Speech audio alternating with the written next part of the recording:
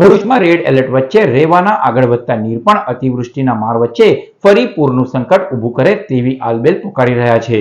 ઉપરવાસમાં સોમવારથી પાણીની આવક વધતા સરદાર સરોવર નર્મદા ડેમમાં ઇનફ્લોમાં ઉછાળો આવ્યો છે।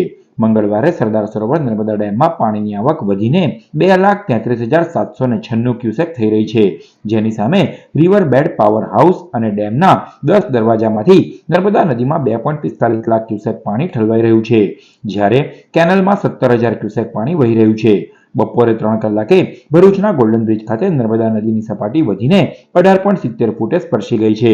નર્મદા નદી ભરૂચમાં ફરી તેનું વોર્નિંગ લેવલ વટાવે તેવો ખતરો પુનઃ તોડાઈ રહ્યો છે।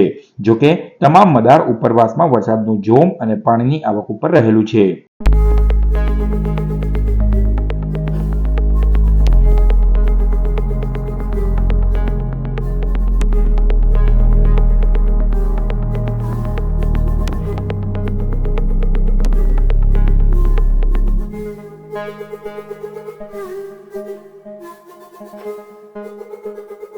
Thank you.